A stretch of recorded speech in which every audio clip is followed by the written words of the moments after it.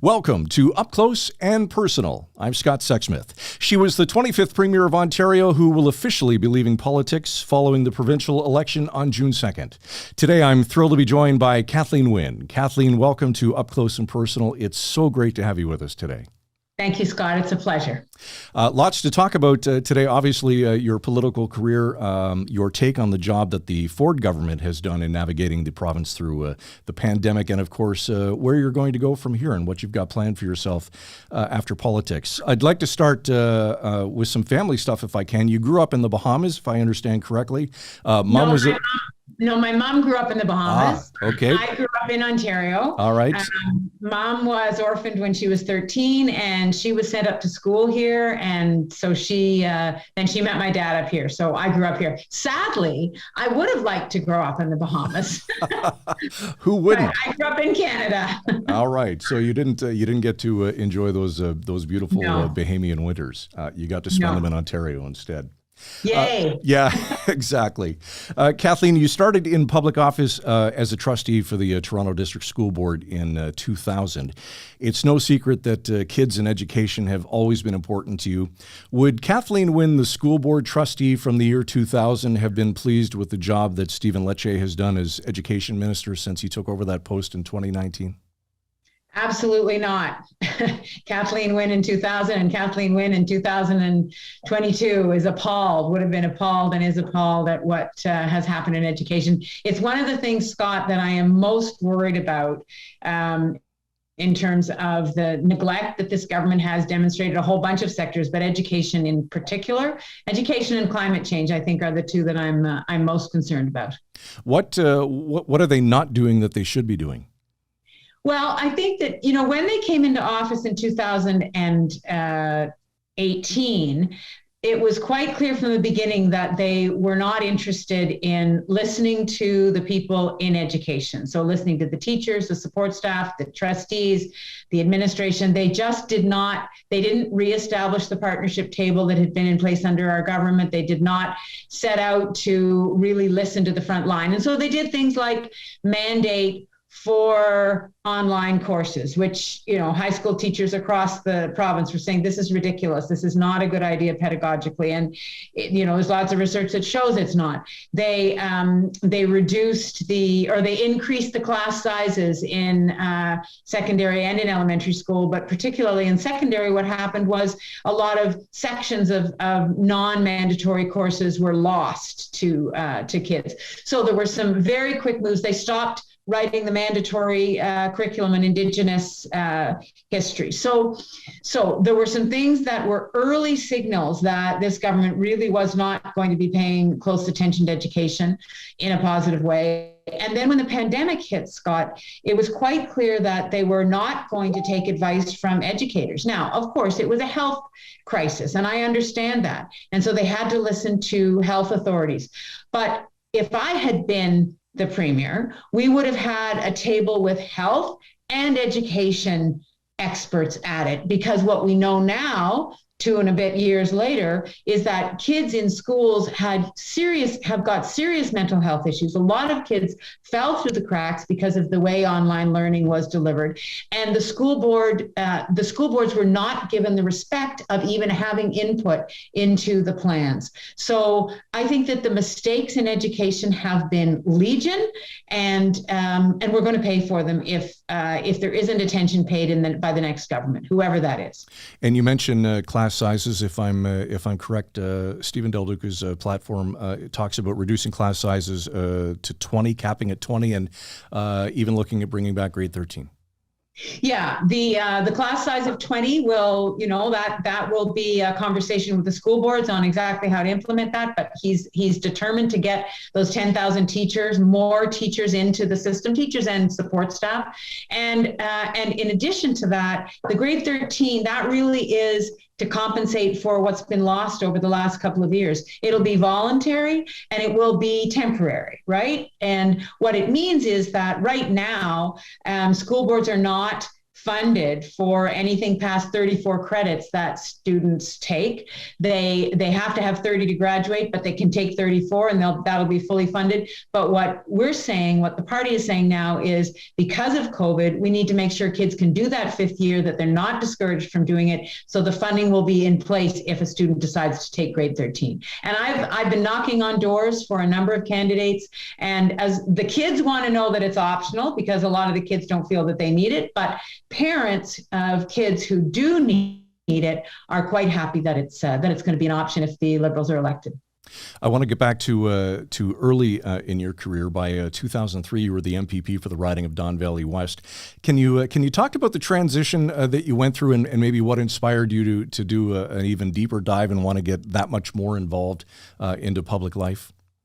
So, Scott, I need to go back to 1994. So 1994, I took my first run at office. I ran to be a school trustee in the former Toronto Board of Education. Because if you'll remember, there were boards across the province that were amalgamated under Mike Harris, right, between 95 and 2003.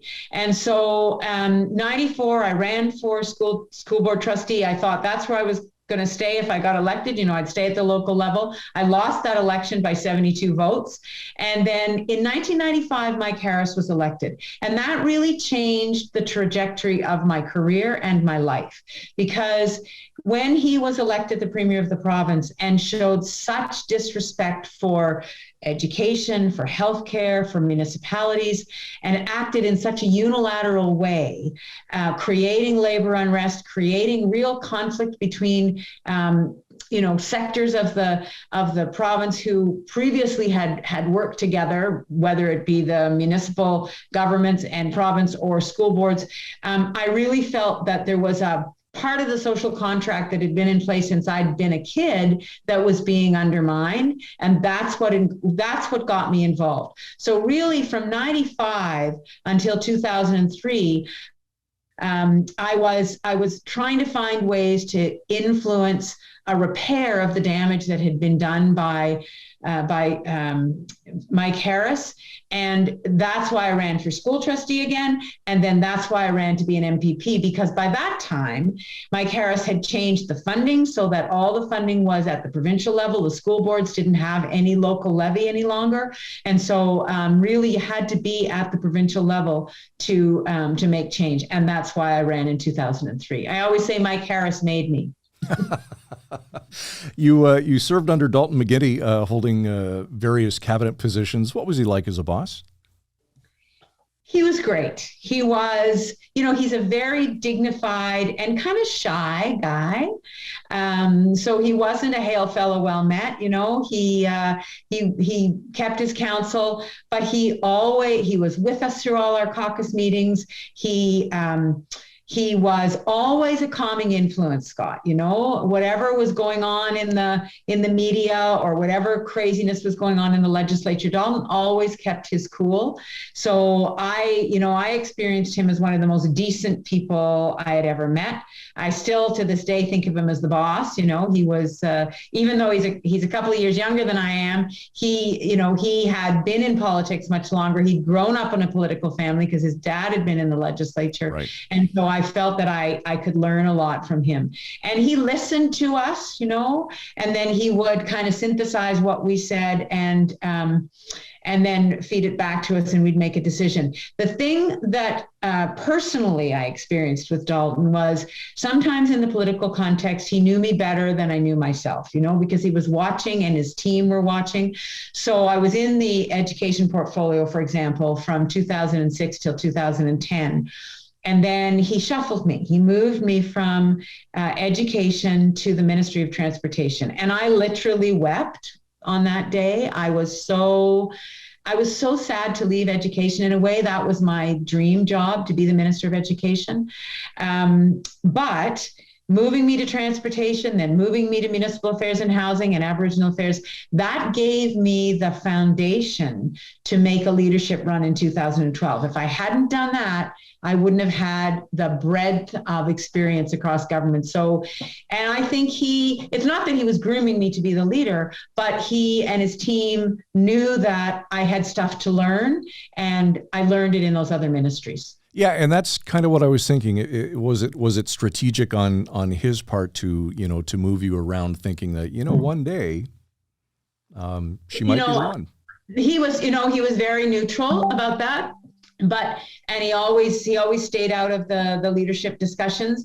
But I'm very grateful to the people around him and to him for giving me those opportunities. And I tried my best to perform even in those portfolios that I didn't have as much experience in. I worked really, really hard, and I loved it, Scott. I absolutely loved learning about an area that I really didn't know anything about. I mean, what did I know about cold asphalt, or what did I know about the northern roads? I mean, I just didn't. And so I had to really dive deep and learn when I was in transportation and the other ministries. Do you still keep in touch with him to this day? I do. Yeah. In fact, I think there's going to be a panel that I'm going to be serving on with some former premiers over the next few weeks. He and I, we don't talk a lot, but after the election in 2018, I visited him up in Ottawa. We've had some conversations because he had gone through a transition that I was about to enter, Yeah, for sure. So you mentioned 2012, Dalton announces his resignation. You throw your hat into the ring to lead the party. You won that, and then subsequently led the party to a majority government victory in 2014. How rewarding was that victory for you? Well, again, I just, people need to know that I was never the odds-on favorite to win. I wasn't the odds-on favorite to win as an MPP because as a lesbian, running in the riding that I was running in, which is very diverse and it was a conservative. In 2003, it was a conservative cabinet minister, David Turnbull, who was the member. And there were a lot of people who said to me, you should pick another riding. You should move downtown. You should be somewhere where there's, more gay people. I'm not sure exactly what they were saying, but they didn't think I should run there. And then the same thing, Scott, when I decided to run for the leadership, Jane and my partner Jane and I had a number of long conversations about it. We were in the middle of doing a renovation on a house. Jane got cancer in that same time period, and then Dalton stepped down, and we agreed. I mean, it came down to two things. The first one was if she had to have chemo, then it was off the table because I couldn't be that absent. But it turned out she didn't have to have chemo. She only had to have radiation. And so she was strong enough. And then the second thing was because we really didn't think I was going to win. But Jane turned to me and said, how are you going to feel if you're not part of the debate? And I realized I was not going to feel good. I was going to be very agitated at not being part of it. So I wanted to be part of the debate. And that's what decided me. And then, of course, because I'm extremely competitive, and I admit that, once I was in to win. And so in terms of was it gratifying, it was one of the nights in my life that I go back to. I go back to the births of my children, which were amazing. And I go back to that night when I won the leadership because it was unexpected. It was joyful for my team. And I also had good enough relationships with my caucus that I felt that we could pull together as a team. And so it was, it was a real moment of hope and optimism for me. So if you can indulge me, because I'm a big fan of behind the scenes stuff and what happens, you wake up on day one as Premier of Ontario, you're lying in bed. What goes through your mind? That's got to be just such a weird feeling. So it's funny. Yeah. So I told you we were in the middle of a renovation. So we were living in the basement apartment of some friends of ours in Cabbagetown, which is a very old part of Toronto with, an old Victorian house. We were in low ceiling basement. And I remember waking up that morning and I got the paper. I was getting, the Star and the Globe and the Sun. And I was looking at the paper, and I remember clearly reading an article about the Premier and just going past it and thinking Dalton, and then realizing, holy mackerel, they're talking about me. And Jane describes those few days as like a mantle of responsibility settling on my shoulders. And it was frightening, because I felt that, and I felt the responsibility. There was the excitement. That day I went to a scrum with the press, and there were all sorts of questions coming at me, which I love. I didn't hold back from that. I love interacting with the press, and I was very energized, but man, I was anxious about what was coming, because I had been part of Dalton's team. We were not in a very good place in 2012. Nobody expected us to be able to, get a budget passed. We were in a minority government, and I knew I was going to have to work with Andrea Horvath or Tim Hudak to get a budget passed, and neither of those people was too interested in working with me. Right. And we had to get going very quickly, because I'd made a commitment that we'd get back on the regular schedule of the legislature, and so that gave us only a couple of weeks to get going. So all of that was happening at the same time. So day one, does it go like this? You shower, you get ready for work, and all of a sudden the Secret Service, or at least the OPP's version of the Secret Service, shows up to drive you to the legislature, and you get to your new office, and you're putting a nice picture of Jane on your desk and getting set up. Like, is it like that? Yeah. Well, what happened was Dalton was still making the transition out of the office in the Queen's Park, the Pink Palace building, right? So I was in the auxiliary office across the street at the Whitney block, and I could look across the Queen's Park and see the building. And it was kind of this strange situation where Dalton was shutting down his office, and there was transition stuff happening there, and we were doing our own transition. And I was writing out the issues that I wanted my ministers to tackle, and trying to figure out who the ministers were going to be. We had the whiteboard with the members on it, and who the ministers were going to be, and what the mandate letters were going to say. And I was doing that literally on a pad of foolscap. Meanwhile, Dalton was over in his office, and we didn't really see each other during that period, because there were staff changes happening. I was getting my chiefs of staff in place. But yes, got up in the morning, showered, the OPP picked me up, took me down to Queen's Park, and I walked into this office, and there really was nothing in the alternate office in the Whitney block. It was just this big room, and it's the office that Mike Harris had set up, because he wanted not to have to go past all the protesters when he went into the main building. So he had this alternate office set up, and I actually liked it. It was a great office, but it was surreal, Scott. The whole thing was surreal. I really, sitting at that desk by myself, I had to pinch myself many, many times. Yeah, and you probably sit there and shake your head and think, what the hell do I do now? Yeah. How do I tackle this? And happily, and where do you start? Where do I start? And happily, I had great staff who were quite happy to tell me what had to happen next. Let's, if we can, Kathleen, quickly highlight some of the accomplishments that you and the Liberals achieved following that majority win. First of all, minimum wage increasing to $14 an hour. Are you surprised by the way that it's only at 15 now? Well, Ford said he was going to cancel it, right? I mean, that's why it's so far behind. We would have been at $15 in January 2019 if he'd stayed on the plan. But so I'm not surprised. I'm chagrined, because people needed that increase. Yeah. Right. Free prescription drug coverage for kids and adults under 25, and then I think you added seniors 65 plus. I guess the goal was to provide Pharmacare right across the province for everyone. Yeah. So what we were trying to do there, Scott, was we were trying to kind of put a flag in the ground on Pharmacare for the country, because I had sat at the table with premiers for by the time we brought in OHIP Plus, it had been 3 or 4 years I'd been sitting at the table with premiers, and I knew that it was something that across the country premiers wanted to see happen. And we were literally trying to establish some support for people in Ontario and nudge the federal government because that's the direction that we really believed we needed to go.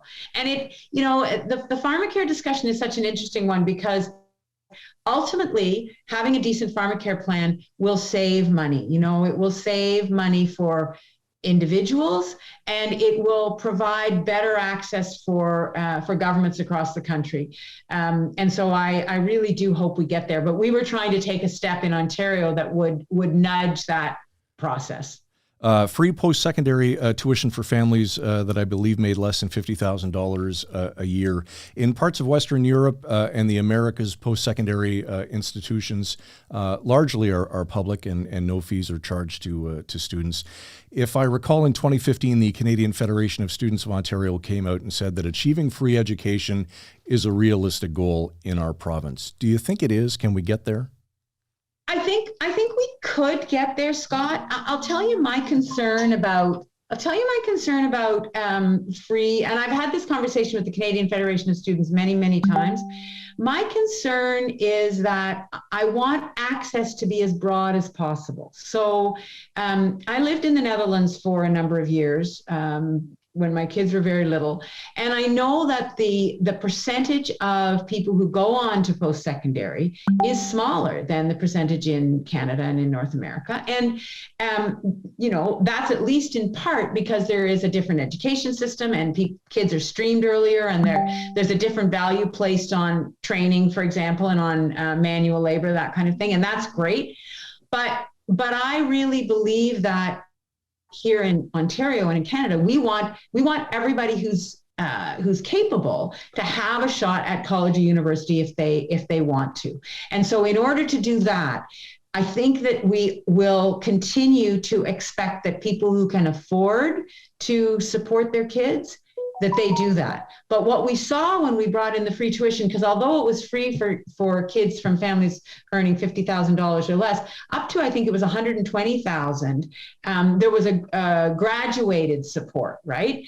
And what we saw was a real uptick in single moms, in Indigenous students, and of course, students living in low-income families. And that's the group of people who don't go to college or university. So that was the point.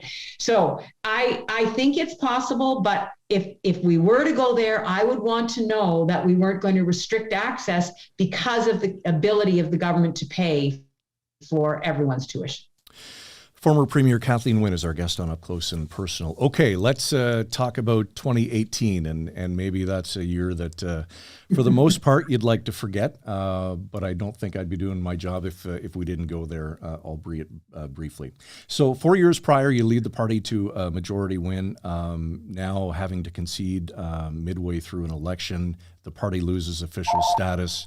Well, I think that the pundits and the historians are going to have to pull that apart, Scott. I've been asked this question many, many times. I think number one on the list is we were a 15-year-old government. I've spoken to people from the back room who have said we shouldn't have won in 2011 when we won that minority. We certainly shouldn't have won in 2014. Nobody expected us to win in 2014. And there was no way we were going to win in 2018. So, I think there's an element of that. But I think there were things that I did that people didn't like. I still hear about Hydro One. I heard about it at the door this week. That was something that is a given. It's a given that Hydro One was a problem. I knew people were not happy with it, and I had to make a decision, and I made a decision. So I think there were some decisions like that were a problem. That's the biggest one, though. And then the third thing is there was antipathy towards me. The reason I made that announcement a week before the election was over was that I had candidates who were hearing at the door very clearly, we love you, Michael, or we love you, whoever, but we're not going to vote for Kathleen. We're not going to vote for your leader. So I had to say to the province of Ontario, that I knew I wasn't going to be premier. They could count on that in order to free people up to vote for those candidates. That was the hardest political thing I've ever had to do, because I felt like I was letting down so many of my team members and supporters. And so, that was a painful thing. Yeah, and with the negativity of the privatization of Hydro One and electricity costs and everything else that you went through, and then you're hearing that from people, when doors are being knocked on. How difficult was it personally to go through that and get that kind of feedback? It was a horrible experience. It was humiliating. I had always said to Jane,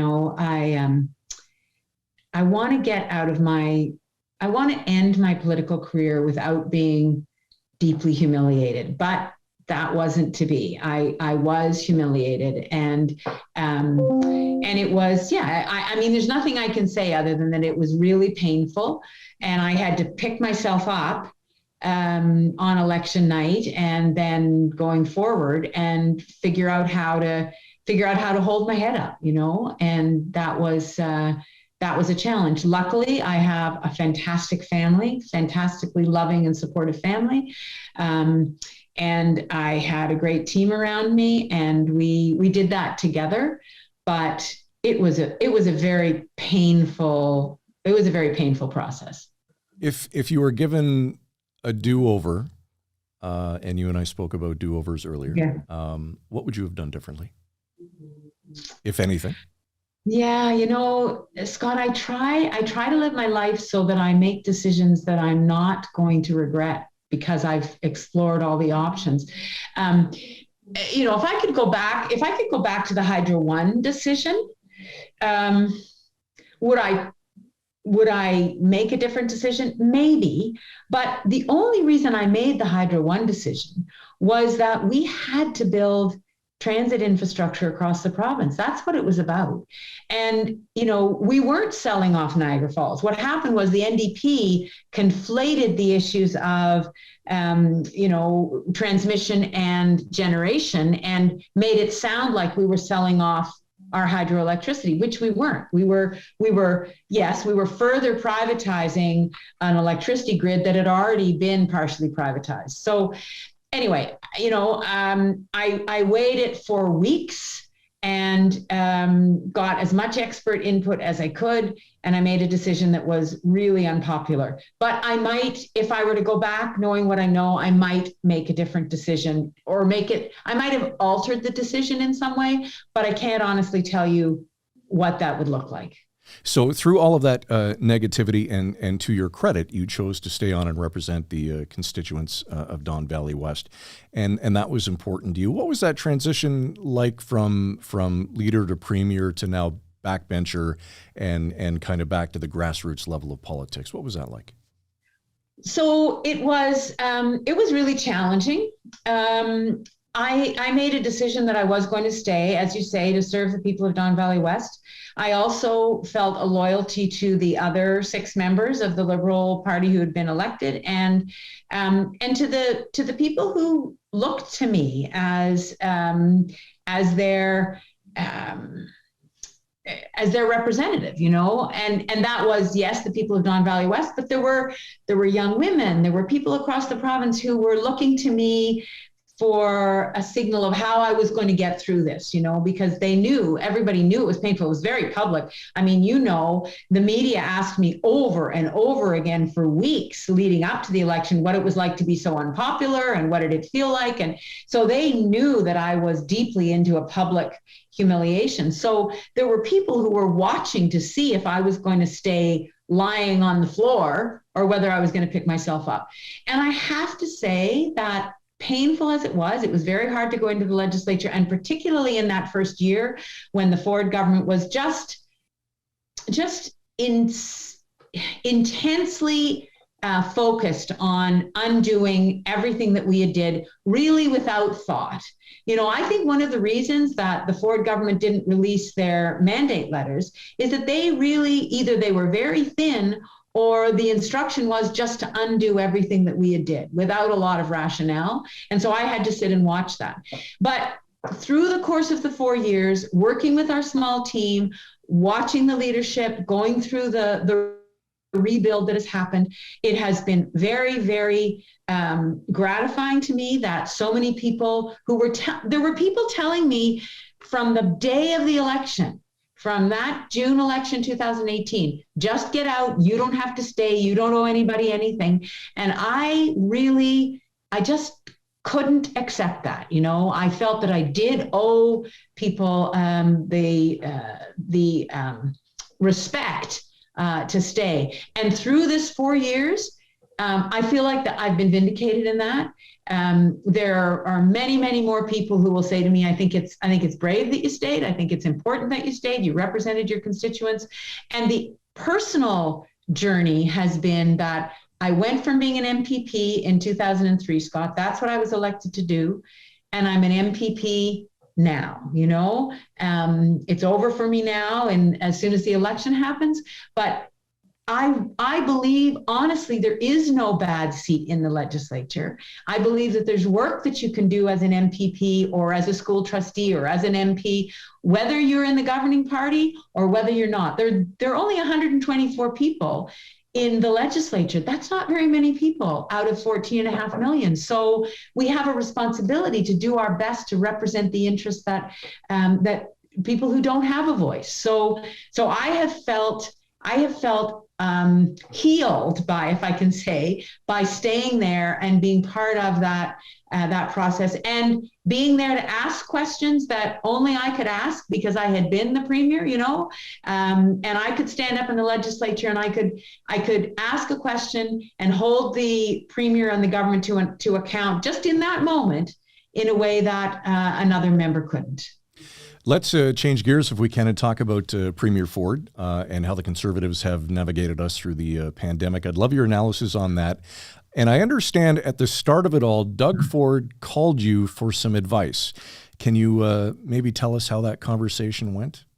Yeah, that's an interesting little story. So just as the pandemic was starting, if you remember, it was sort of at the beginning of March break in March 2020. And Doug Ford was on a radio show and he was asked about people going, or I guess the press asked him about people going on March break. And a lot of people were starting to feel anxious about traveling at that point. But he said, everybody should just go away and have a good time. He kind of waved his hand and said, everybody go and have a good time. I was then on a radio show later that same day, and I was asked by Jerry Agar on Talk 1010 in Toronto, which is, not a radio station that is, it's not a liberal radio station. It's right. Definitely supportive of Ford. And I was expected, I think, to go off on him and to really lambaste him. But I didn't feel that because I knew the guy well enough to know that he was just trying to be generous and kind, and he was trying not to scare people. And so I said, I think Premier Ford was talking from the bottom of his heart. I think he was. But here's the thing, you can't do that. You can't freelance when you are the leader and you are in a situation that is as serious as this one. So he called me afterwards and he thanked me for not taking off on him, but actually understanding where he was coming from. Because he said to me, Kathleen, I was speaking from the bottom of my heart. And then he asked me for my advice. And I said, Doug, are you really asking me? And he said, yeah, I want to know. And I said, well, I think from here on in, you need to be at the podium with your Minister of Health, there with you, and you need to be reassuring people and telling them what's going on. I had the brief experience of the ice storm in 2013 in December. And I went on every day and gave people a report with the people from Toronto Hydro and Ontario Hydro, or Hydro One, and tried to tell them what was going on. So that was just a brief window on what he was dealing with. And I knew that that's what he needed to do. Now, I'm not suggesting he followed my advice, but he did do that. And I think he was probably getting that advice from a bunch of different quarters. The election is quickly approaching, coming up June 2nd. Two questions surrounding that for you. Why should Ontarians vote for Stephen Deluca? And I guess the flip side to that would be, what does 4 more years under Doug Ford look like? So I'm going to start with the second question first. I'm very worried that 4 more years under Doug Ford will look more like the first 2 years, in the sense that he doesn't really have a clear vision for the public institutions of this province. He doesn't have a clear vision for the education system. As I said before, he doesn't really seem to care about education very much, and it hasn't been a focus. He doesn't have good relationships with people on the front line of education or healthcare at this point. And education and healthcare are the 2 biggest things that the provincial government does. So I really worry about what policies he will and what policies he will not bring in that would support those 2 sectors. So I worry about the kids. I worry about the seniors population in the province, because I get that the long-term care debacle was a long time in the making, but it was made worse under this government. And so I'm really worried that there will not be the repair work that needs to be done. So I'm worried about the kind of inability to count on Ford to do the things that really make sense and are based in evidence. Why should people vote for Stephen Deluca? They should vote for Deluca because he is smart. He understands not just how government works, but he understands the impact of policies on the province, because he has been there, and he has seen what happens when you think through your policies and you have a vision and you implement them well. And he's also seen, having been a citizen of the province for the last 4 years, what happens when you don't. And he will be able to execute. He was one of the ministers who sat at my table, who, whenever there was a hard issue, I could turn to Stephen, and I knew he was going to have a thoughtful and a really coherent response, because he does his homework, he understands the issues, and he's able to synthesize. And he and I did not always agree. When he says it's a new government, it really is a new government. I mean, he is a new leader. He's got a different worldview than I do in some ways. We agree on a lot, but not on everything. And that's what people need to know about him. As our time winds down, Kathleen, I'm very curious. What do you think your legacy will be, or what do you think it should be? It's really, it's really hard for a politician to name that. I think it gets named for you.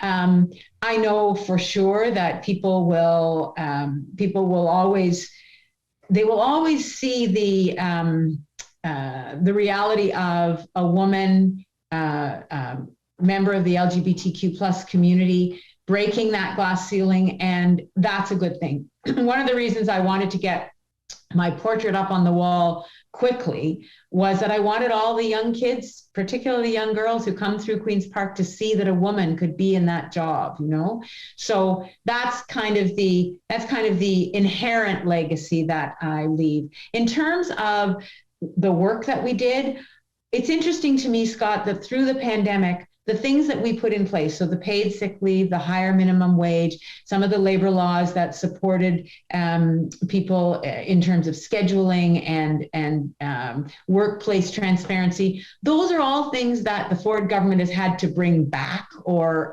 many of them they've had to bring back.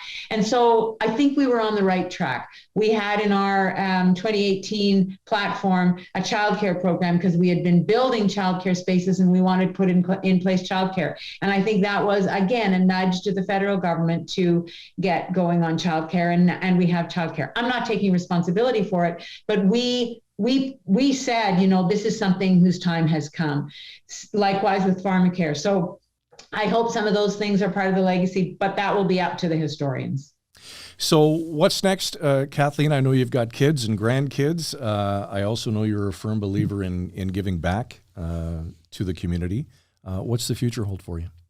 Well, I'm already teaching, Scott. I teach a course at U of T for the next 3 years. I'll be doing that, a first year course course. And it was really gratifying this year to be able to bring my political experience to these young kids. And there were a million questions that they had for me, and it was very, very exciting. And we, I'm hoping that I'll be able to continue to work with young people. I'm also really interested in serving the relationship between Indigenous and non-Indigenous people. I'm serving on a foundation of a group called Woodland Cultural Center that's building a museum in Six Nations in Southern Ontario. Our government gave money to Six Nations to restore one of the residential schools. And I know there's one of the standing residential schools in Sault Ste. Marie. And I think that history needs to be preserved, and we need to teach it differently. And so I'm working with this group as we try to build a museum that will talk about the culture. So those are two things I'm involved in already. I'm also going to try to take a breath. And as you say, I've got 4 grandkids. One of them is only 15 months old. And I want to spend time with my grandkids and my kids as well. Kathleen, I've always felt that politicians, for the most part, deserve our thanks. At least on some level. It's not about party lines or colors, but the fact that you've put your hand up and your name forward because you wanted to contribute to making a difference, and I think you did just that. So thank you for doing so for over 20 years, and thank you for doing this today.